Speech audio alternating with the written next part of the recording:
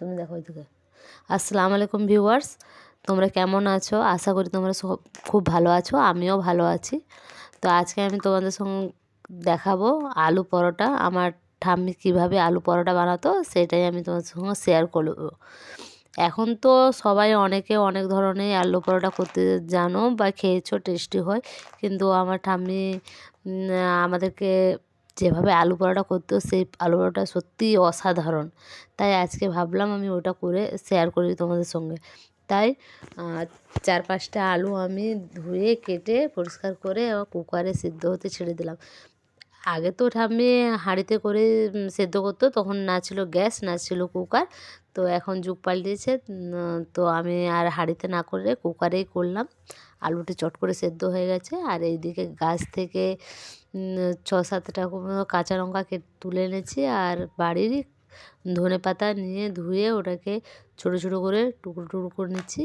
আর এপাশে কাঁচা লঙ্কা এমনিও থেতো করা যায়, কিন্তু তার থেকে কেটে করলে আমার মনে হয় ভালো হবে, ছিটকাবে না, ভালো হবে।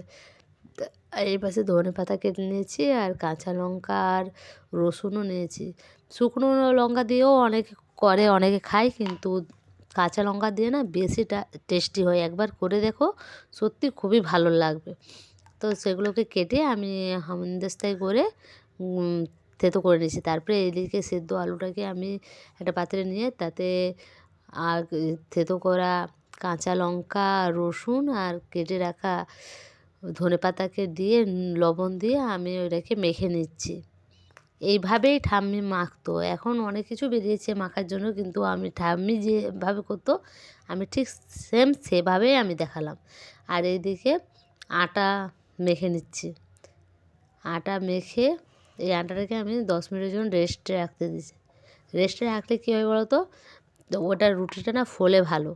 তারপর আমি 10 মিনিট রেস্টে রাখার পর আমি ওটাকে গোল গোল আকারে রুটি বেলে তাতে সেই পুরটা ভালোভাবে দিয়ে 3 কোনা করে মুড়ে নিচ্ছি। তোমরা চাইলে 4 কোনাও করতে পারো, গোলও করতে পারো, কিন্তু আমি সেই যে বললাম ঠাম্মি যেভাবে করে তো আমি ঠিক সেইভাবে দেখাবার চেষ্টা করেছি।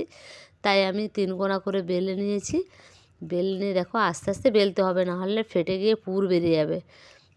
আস্তে আস্তে বেলে আমি তাওয়ায় দিয়ে দিচ্ছি। ওটাকে আস্তে আস্তেই ভাজতে হবে।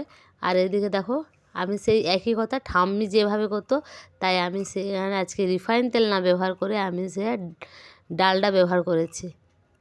কারণ ঠাম্মির হাতের স্বাদের মতো আমি আনা জানি পারবো না, তবুও চেষ্টা করলাম ঠাম্মির মতো করার। আস্তে আস্তে করে এটাকে লাল হতে দেব।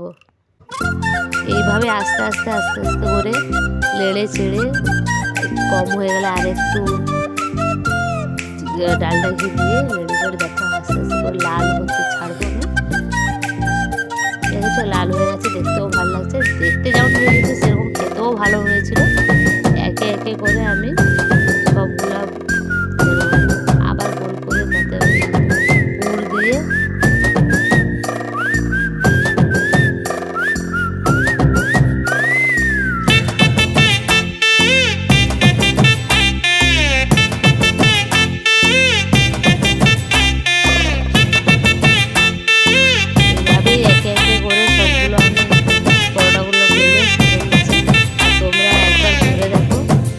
ভালো লাগবে। আর হ্যাঁ, তোমাদেরকে একটি কথা, তোমরা যারা ভিডিও দেখো প্লিজ আমার লাইক করো, কমেন্ট করো, আর একটা সাবস্ক্রাইব করে দাও। দেখো